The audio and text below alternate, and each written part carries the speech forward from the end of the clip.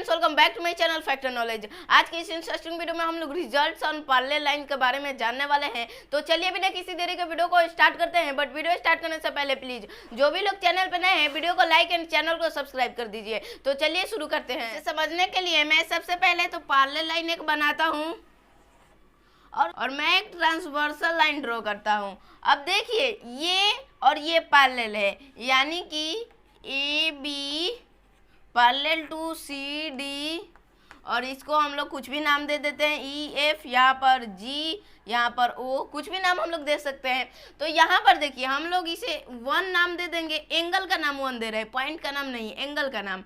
और इस एंगल का नाम हम लोग 2 दे देंगे, और इसका 3, इसका 4, इसका 5, इसका 6, इसका 7, इसका 8।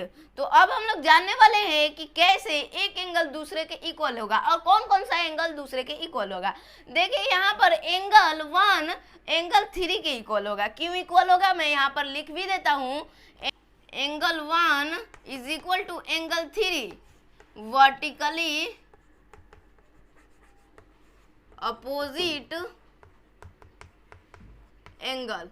इस साइन का मतलब एंगल होता है। अगर आप सभी को नहीं पता तो मैं बता दे रहा हूँ, इस साइन का मतलब एंगल होता है। अब यहाँ पर देखिए एंगल 1 3 के इक्वल होगा, वैसे ही angle 2 is equal to angle 4। क्यों?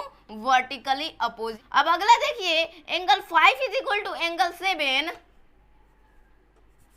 Angle 5 is equal to angle 7 vertically opposite angle ये भी है। वैसे ही angle 6 is equal to angle 8, angle 6 is equal to angle 8 ये भी वर्टिकली अपोजिट एंगल है। अब हम लोग अल्टरनेट इंटीरियर एंगल और अल्टरनेट एक्सटीरियर एंगल के बारे में जानेंगे। तो देखिए एंगल 4 और एंगल 5 जो है वो दोनों बराबर होगा।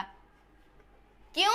अल्टरनेट इंटीरियर एंगल है यहाँ पर। इसे हम लोग शॉर्टकट में लिखते हैं ALT INT, और एंगल का ऐसे हम लोग साइन दे देते हैं। तो ये हो जाता है अल्टरनेट इंटीरियर एंगल से ये दोनों बराबर हुए। वैसे ही एंगल 3 और एंगल 6 भी, angle 3 is equal to angle 6 ये भी अल्टरनेट इंटीरियर एंगल से बराबर हुए। अब हम लोग अल्टरनेट एक्सटीरियर एंगल के बारे में जानते हैं। तो देखिए अगर यहाँ पर एंगल 2 है, यहाँ पर एंगल 7 है, तो ये दोनों बराबर होगा।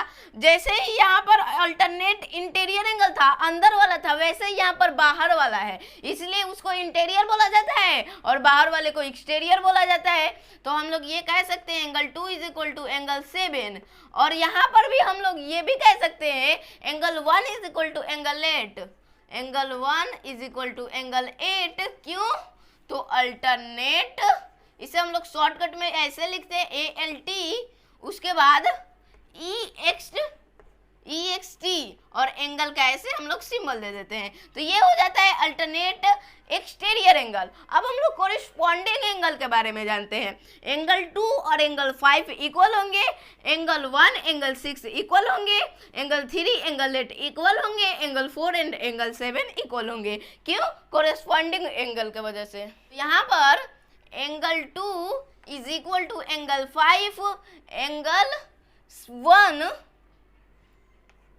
इज इक्वल टू एंगल 6, वही angle 3 is equal to angle 8 and angle 4 is equal to angle 7। अब यहाँ पर देखिए ये सभी कोरिस्पॉन्डिंग एंगल से बराबर होंगे। तो हम लोग लिख सकते हैं कोरिस्पॉन्डिंग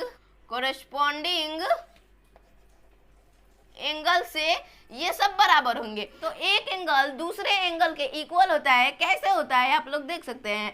लेकिन अगर इसी में से किसी एक एंगल को हम लोगों को दे दिया जाए और पूरे का वैल्यू फाइंड करना होगा, सारे एंगल का वैल्यू, 8 एंगल का वैल्यू हम लोगों को फाइंड करना होगा, तो हम लोग कैसे फाइंड करेंगे ये हम लोग जानने वाले हैं अगली वीडियो में। तो वीडियो को लाइक करके चैनल को सब्सक्राइब जरूर से कर दीजिएगा।